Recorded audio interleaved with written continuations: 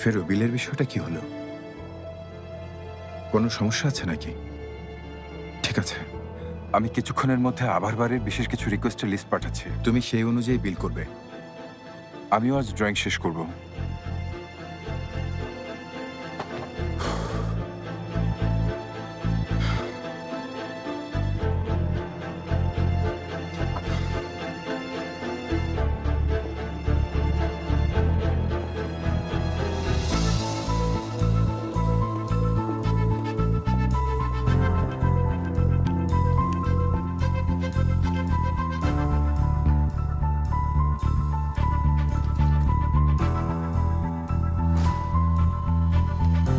Guys, আমি বের হচ্ছি।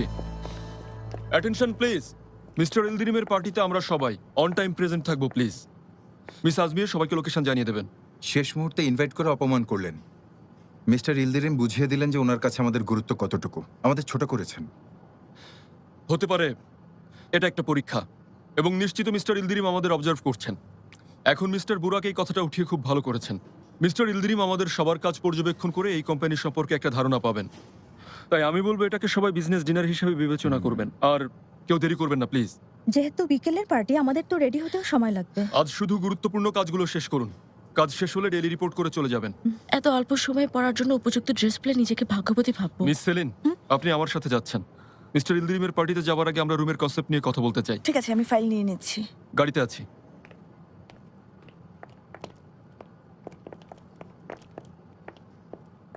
অপারেশন চিতা নিয়ে দারুণ একটা প্ল্যান করেছি। 2 মিনিট দাঁড়াও না, বলছি। সময় নেই, শুনলে তো গাড়িতে অপেক্ষা করছে। ঠিক আছে, তাহলে পার্টিতে কথা হবে। আসলে মাথা নষ্ট করার মতো প্ল্যান একদম পারফেক্ট। এবার কাজ হবে। ওকে, পরে শুনবো, কথা হবে।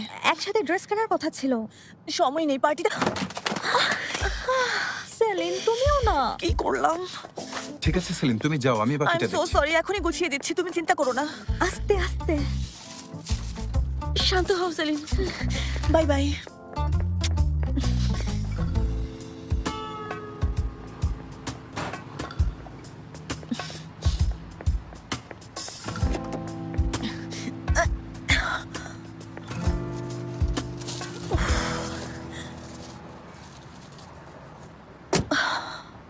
আধা ঘন্টায় ফাইলগুলো দেখে বের হলে কি সমস্যা হতো?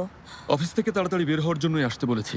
মিস্টার ইলদিরিমের পার্টিতে দেরি করে গেলে বিষয়টা খারাপ দেখাবে। তাই বলে তুমি আমাকে দিয়ে এতগুলো কাগজ কাটি করাবে?